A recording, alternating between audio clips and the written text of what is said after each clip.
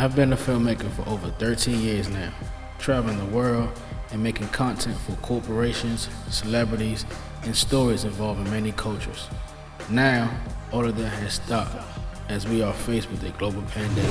Coronavirus. To COVID-19. It's coronavirus. Here in New York, the number of coronavirus social distancing measures until the government believes COVID-19 is under control. Forced with having a stay-at-home order, I've decided to create a show that talks about professionals in their industry and how COVID-19 has impacted them. I hate being in front of the camera. I look rough and raw, but that's what this show is all about, keeping it real and, in fact, keeping it a buck. What do you mean you don't follow the news?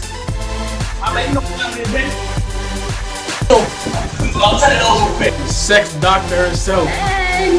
How are you? Crypto, man, welcome to the show. Yeah, bro, what's good, man? One and only Shardell Moore. One and only Ricky Platinum. Salute for there. Check in. If you ain't been doing your goddamn history in the past goddamn 10 years, I go by the name Tone people.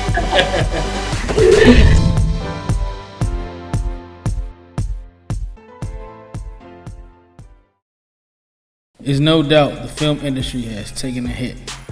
Being a collaborative industry, the coronavirus has forced each video industry to be apart. With the current state of the virus, two of the industry's brightest creatives, Omari Williams and Walu, both of Capital Media Agent, share their thoughts on the pandemic and ways to get through tough times. And I think that what you don't want to do is look back and say, man, like, we had all this idle time. I could have been using that, to improve myself, to improve my business, to improve my craft. Netflix is going crazy. There's other platforms out there that are trying to buy stuff up. So if you can figure out a creative way to create something that you could do either by yourself or a small crew or anything right now, I say just go ahead and go for it. On this episode, Keep It a Buck explores creative content and making money as a filmmaker in the COVID-19 pandemic. First, we hear from Omari, who tackles film productions on the business side while doing concerts and brand initiatives.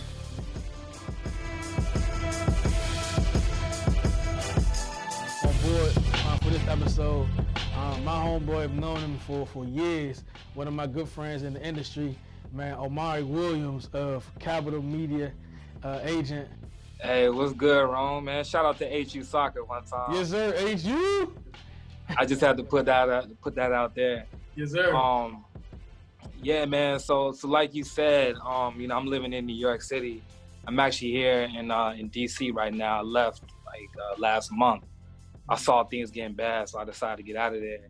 But yeah, I wear the executive producer and producer hat. Working in media and entertainment. Mostly producing content like music videos and branded content and some live content as well. And then also managing brand partnerships for major music festivals, around the country. So I mean, this thing has had such a huge impact from everything that I do. Working with the brands, they're obviously hesitant to spend. They're making some cuts themselves. They're downsizing. People are losing their jobs. So the last thing they're really thinking is, let's spend money, to produce some content, or let's spend money to sponsor a music festival. Right. So that whole world is just completely stopped. Right. Music festivals that I was supposed to be bringing like major sponsorship deals to, and managing like these big on-ground activations have completely stopped. They've been canceled. And it's looking like it might not pick back up until, 2021 is what I'm hearing. So, Damn. I'm nervous. Cause like, how am I going to supplement that income? And then on the production side of things, can't travel. Locations are shut down. Can't produce anything right now. Sets are being closed. The labels, aren't spending any money. So it's really an interesting time. We just have to stay positive, one, count my blessings, two, and just find innovative ways right now and other ways to just kind of, stay productive. But I mean, I'd be lying if I didn't say that I wasn't concerned. You know, on the business side, I'm just trying to get more organized. You know, like come up with a new reel, especially for different categories that we do. Maybe a reel for branded content, reel for music videos, updating those things, updating the website, things like that. And then also we sitting on, you know, shout out to Capital Asian Media, my business partner Walu. We're sitting on a lot of content. So, you know, trying to set up some meetings, use my contacts and be resourceful, try to set up some meetings with some of these big platforms, Quibi, Netflix, Facebook, whatever, and see if we can sell some of this content, see how we can package it together. Wow. You know, instead of just trying to sit around and, you know, feeling sorry for yourself and waiting for things, you know, saying to clear up. You know, I'm trying to find a way to be proactive and take advantage of this time, because some good things are going to come out of this too. You know, I'm going to come out of this more organized, you know, like I'm going to come out of this, have time to reflect, a little more clear-minded. So you know, I'm trying to just focus on the positives and what I can do and what I do have control over, you know. Man, first of all, I just got to throw this out there. I'm glad I'm not the only nigga that's looking rough right now. Hey, yo, my man Omar, he look rough as a mug. And no, you always clean, always sharp. But man, I'm it's scared rough time right now. Hey, you know, and I tried to even clean myself a little bit like yesterday, but man, looking rough out here, man. But I'm embracing it though. You know, I'm embracing it. Definitely looking rough like shit. The fact that you said that, man, they won't have music festivals till 2021. What does that do for the trajectory of your business, and how do you calculate that into making money? One of the things I thought about is that I used to work in politics a little bit. I know a lot of people don't know that. I used to work at the DNC, and also worked on the Obama campaign. So I was like, let me use some of my, you know, political contacts to see how I can monetize off of the relationships that I have. So I was like, you know, I got these music festivals. You know, I know the people that are throwing them. I could possibly get access to their database.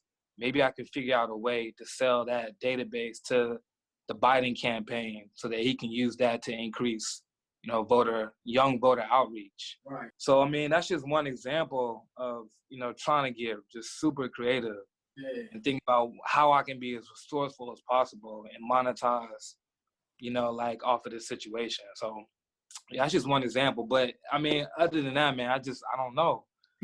Man, I just gotta hope for the first best. of all, we're gonna toast to that. I just want to toast. Yeah, let's go. Cheers to that. Because the fact that you thinking outside the box and being resourceful, because people don't know you for being in politics. People know you for, you know what I'm saying, the production and, like you say, the brand. But the fact throwing parties, but the fact that you're using your resources and to reaching out to a political campaign essentially give you funding and give you some sort of a certain later down the line. You know what I mean? So, man, I never dreamt of that, because that's why sure. You are. That's why you've done so much stuff the way you've done it. You know what I'm saying? Yeah, I mean, I think it's just my character, man, my personality. I've never been one to put all my eggs into one basket. I've always had like different things going on, you know, and I'm a hustler at the end of the day. So I'm gonna find a way to go get it. What kind of advice or encouragements can you give like other event planners or other, you know, filmmakers in the industry that's kind of like down or depressed about the situation? I mean, I would say that, first of all, I'll say that you'll never get this time back. And I think that what you don't want to do is look back and say, man, like, we had all this idle time. I could have been using that, you know, saying to improve myself, to improve my business, to improve my craft. So even though I know it might be difficult, I think one of the biggest things is just to find a way to improve yourself. Find a way that when this is all said and done, what did I do during this time to make myself better, you know? Whether that's like, you know, catching up on some reading, getting more organized, you know, just start working on something. Like for me, I'm on the business side of, you know, producing content. So I'm trying to use this time to learn more about saying the camera.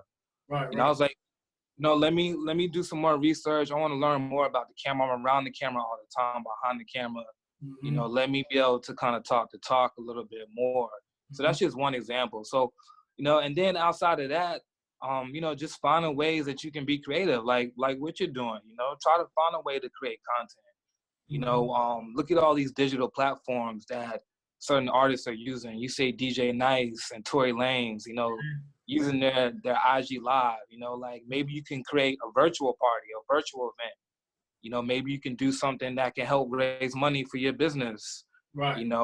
Providing, saying people with music or with content, and then also having like some type of GoFund, link set up so that people can, support your business during this time. And then also, I feel like my people in particular, we're not as resourceful as we could be. Like there are a lot of government programs out there that they don't want us to know about that are helping entrepreneurs and freelancers and creators. So do your research, tap into some of those things, and see what type of funding you're eligible for. Yes, as far as unemployment, should people be, especially independent contractors or people that work for themselves, should people be embarrassed in getting an unemployment check? It's so many people. I mean, I think it's 22 million people are unemployed right now. So you're not alone. So there's no reason to feel embarrassed or to let your ego get involved. Like, go ahead and collect those checks. I think it's 4 months, where you can collect unemployment checks. Like, go ahead and get that, especially if you're a taxpayer. Like, that's what our taxpayer dollars are for, for times like this. So go ahead and take advantage of it. All right, man. I want to keep it as 100, as 1,000 as I can right now. As simple as I can. I have one question for you. Going to the grocery store is the highlight of our lives right now. Am I lying? You gotta go to the grocery store. Like, it feel like we going out to a club these days or something. Niggas getting ready, getting dressed, putting on cologne, all type of shit. Hey fam, I sprayed some cologne on for the first time yesterday, man, because I went to the CVS. Now my mom was, asking me to get her a couple things from CVS. I'm like, all right, bet. I came back 3 hours later. Yeah. And she's like, CVS down the street. Yeah. She's like, what you been doing? Hey man, I had the music playing, and I had the windows down, man. I rolled something out, Hey, I was chilling, man. It was the highlight of my week for sure. So man, just like the little simple things, man, just like just mean a lot. And that's another good thing too, man. You just realize like before, I think we took advantage of like just simple little things. Right. Grilling outside, like taking a drive, working out, running outside, riding a bike, going to the store. I would never take those things for granted again. Yeah, man. I'm gonna make this last toast, man, because no matter who you are, what you say to us, or even what predicament that you have put us in, this lockdown or quarantine situation, we're gonna use this as fuel to the fire and come out of this as best as we can, being a better person. Because we're gonna use this time creating, use this time to get our bodies right. Use this time. Right. So no matter what situation you put us in, man, we hustlers and we creative. That's gonna always put together, man. And I want to say also, man, I appreciate you for coming on here and giving us some gems. I just want to cheer to you for coming on, man. And I appreciate you not only as a colleague in the game, man, but as my brother, as my friend, man. Appreciate you. Yes, King. Bless up. Bless up.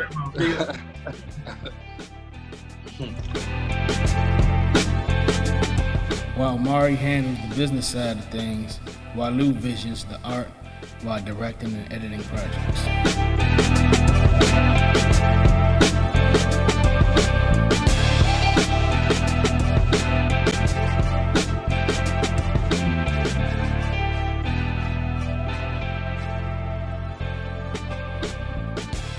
Man, we got the cups.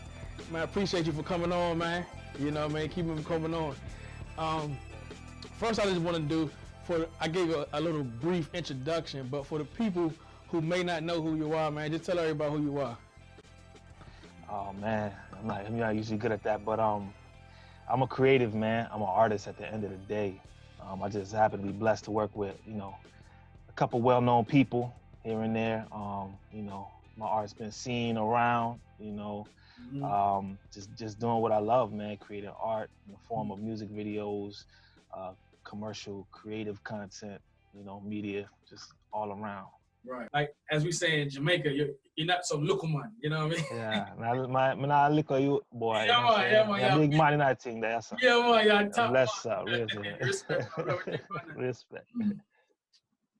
So, as a creative, man, what's some advice you can give other creatives at this time? You know, we all trying to figure it out right now, but I think, you know, it's time just to hone in on the basics. If you got a skill you need to brush up on, and if you got time, brush up on your skills. If you got that project, I know I could just speak for myself personally. I always have so many different things just on the back burner, things I've been meaning to do. You know, I write things down on my notes and I try to check them off daily, but there's always some type of projects that always get left behind. So now's the time to catch up on those, send out those emails you want to send out on, brush up on your reel if you got time to do that. So really, that's a really important thing. If you can, brush up on your reel, take off those checklists. And also, you know, on top of all that creative stuff, I know myself, I can get very caught up in doing a lot of things, man. Take some time for your health, your mental well-being, you know, get active. You know, somebody like me, I'm always editing, man, and I need time off just to, like, you know, I get caught up in it so much, project after project, that it's like, you know, you forget about yourself, you forget about your health. So You use this time to create and build off of, you know what I mean? yeah, I mean, my situation right now, like, I had a very busy beginning of 2020, end of 2019 into 2020. It's been like, it was real hectic for me, like, you know, fortunately, but I built up like a good amount of like projects. So I was like, man, a lot of those projects I was supposed to get on have been hitting the back burner. So I mean, honestly, I've been finishing up stuff I should have done anyway. So there's been a lot of projected fear, you know what I mean, and just fear in general about like what people going to do to survive, what people going to do for income and things like that.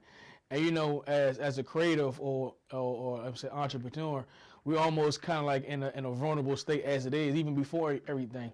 So we got to find ways to make money regardless.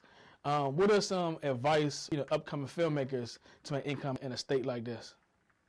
Yeah, I mean, honestly, in a state like this, everybody is kind of in the same position. So right now, everybody's thirsty for content. You know, I'm finding a lot of people are like, since a lot of networks are down, everybody's making content from their houses. A lot of projects that were supposed to air, they're canceled or postponed. So I'm finding that a lot of people are buying up content right now. You know, if you could figure out a creative way to put some things together, you know, they need that content, and everybody's, you know, in the house bored. So people are eating it up right now. Netflix is going crazy. You know, there's other platforms out there that are trying to buy stuff up. So if you could figure out a creative way to create something that you could do either by yourself or, you know, or a small crew or anything right now, you know, I say just go ahead and go for it, because chances are it's more likely to be consumed now than at a time when everybody has a million different things to do. Try to find just creative ways that you can do it. And I think a lot of people are very understanding right now, seeing as though all the network shows and big, you know, even big budget network shows they're doing it from home. So if you can find a unique way to do it from home, I say go ahead and do it. If you got some animation skills, like you mentioned, get some stock footage, get some animation. Maybe you want to, you know, if you were going to do an interview or some type of project and you're going to go film live on location, download some stock footage and maybe, you know, animate it, make it funny, turn what you were going to do into a cartoon. If you had a movie idea, maybe hire an animator and turn it into a comedy, make it a cartoon. That's something. Quick, so for people that don't know too much about filmmaking or making a music video production, walk us through that process. Yeah, but just for, like, you know, these days things are always changing, right? The medium is changing, everything is evolving. So there's many different ways to do it, but the traditional way, if you're at that level at the record label, what will happen first is the label, the artist will come up with a single, A&R probably pick the record, they'll probably pick which songs they want to do a video for, and then they'll have what's called a video commissioner.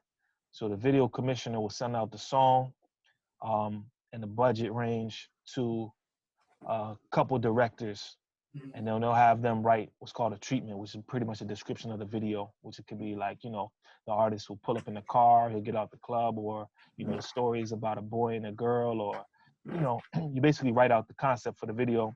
You'll have multiple directors writing on the same song, and then basically based on whichever one they feel is the strongest or that they want to do, that they'll pick that director to go on and shoot the video. It's basically like a writing competition, you know. Initially, when I was coming into the game, I just wanted to just jump out there with a camera, you know, and just start filming everything. And that's good, you know, that gets you there. But, you know, I had to kind of brush back up on my skills when I started dealing back with the label. You know, I was like, oh man, I gotta write, you know, get my writing game together, you know, being able to write well, flush out concepts, pulling good images and references together. It's definitely a skill that's gonna help sell your vision. You gotta sell your vision to the artist and the label. Add on that for me too, like building a relationship with people, you know what I'm saying? Because one way of how I got my way in was I'm like a people person. And so I'm always keeping in contact with people and building relationships. So, you know, people know me as a genuine person. So, you know, an artist may have a song or video wants to shoot, and they would say, well, hey, I want this director. But because me and the artist has a relationship, they was like, man, no, I'm gonna choose my boy to do it. What is your advice to some of the filmmakers out there that like they create content but probably scared to put it out? To just do it anyway. You know, it's really one of those things. We all have anxieties, man. I got anxieties as well. You know, this is just one of the art forms that I feel comfortable. But a lot of times, if you have a passion for it, something will shine through. And there's really no magic formula. You just got to keep doing it. I mean, myself, even still, you know, I get people that some people not feeling the concepts. I feel like, I've written hundreds of treatments, you know, for the labels. You don't even understand. Like, man, most of my days, a lot of times, I'm writing concepts. I've written concepts for biggest artists. You name them, I've written them for a lot of these huge artists, huge budget joints. And then sometimes they'll send me the whole album to write for every song on the whole album. I do all that and not get one. You know what I mean? It's like, man, so it's tough, man. You know, even myself, I'm like, man, sometimes you keep plugging away and they'll come. You know what I mean? That's crazy because like you gotta kinda have how they call it that Kanye syndrome where like he don't even care about what people say, think, he just do it. And the thing that sells it so much is because he stand behind it. He stand behind it so strong that you start to question yourself like, hold up, maybe he may have a point or whatever. People like, let's say, for example, Jay-Z, when he was trying to get on back in the day, he tells a story. He went to every label turned him down. Could you imagine that? Wow. You know, they didn't see the talent. They couldn't see the vision. We talking about Jay-Z. You ask anybody now, they couldn't wait to get any piece of him. So if they could be that wrong on somebody like him, you know, what does that mean? Drake is another person. Drake, when we trying to come out, he went to these labels. He went to all these, he was like, listen, I'm trying to get my deal. Like, yeah, I don't know. Yeah, you know, we don't think we can find a market for you. Like, these are the people, that's the type of stuff that these people up in the office sit on, you know, so you can only imagine what else goes on. So a lot of times, don't worry about it too much. It's probably not you. You know what I mean? It might not be you. If you know, they can't recognize those type of things, then, you know, who are they to say what people are enjoying? You know what I mean? So that's one way to put things in perspective, not get too down on yourself, because you got to keep going. You know, even somebody like Dave Chappelle. I was just thinking about this the other night, man, like how long he was really in the game before anybody really knew who he was. You know, all of these comedy specials, all of these failed TV shows. You know, he had a string of, you know, just failed TV shows, do you have the patience, you know, to stay in it? You know, how could, you know, after you think you're not going to make it and suddenly you get your shot. And then once he got it, then he was even still willing to stand by his principles enough to like let it all go.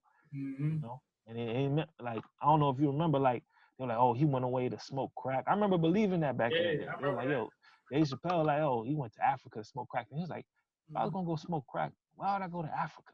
You know what I mean? Like, they don't got crack over here like they got over here. So it was like, man, it really put things in perspective. Like, and then now look at him back where he was. You know what I mean? Like, so though, you know, just put things in perspective, man. Like, don't get too caught up in the moment. And you know, and another aspect, man. I know it might be strange to say, but like, you gotta have faith, man. You know, a lot of time in a higher power, because this thing, you know, by working for yourself. For me, I don't have a 9-to-5. I'm doing this 100%. You know, you gotta have some faith in a higher power. You know, you walk by faith, not by sight, man. It's like you walking into the darkness. A lot of times you don't know, but you just gotta believe. I know it sounds easier than it is, but it's like one of those things where it's like, if you believe, you know, then you can achieve. Journal, man, in a time, because you know, in a time like this, man, which is really the topic of hand. If you could just summarize or just journalize, you know, for filmmakers in general that be watching this, what can you say to them, just in general, outside of whatever you already said, to wrap up everything? Like I said, just stay creative, stay innovative, keep putting things together. One thing that I had to learn through this is that, especially this industry, everything is evolving. The game right now is unrecognizable from when I came in it. So it's like, as I'm trying to swim upstream, a lot of everything's kind of going downstream. I feel like a fish trying to swim upstream in a downstream river, where it's like everybody's doing, you know, into film now and making content, and content is the name of the game. It's on everybody's lips. Everybody, you know, is aware of it and still trying to get ahead, where it's like everybody's doing it. And I've had to evolve as I'm trying to progress at the same time. So just being on top of everything and be willing to adapt to changes, it's probably your best bet. Man, I appreciate you for coming on here, man, and spreading some gems. With that said, man, thanks for keeping it a buck, man. I appreciate it. Appreciate you, man.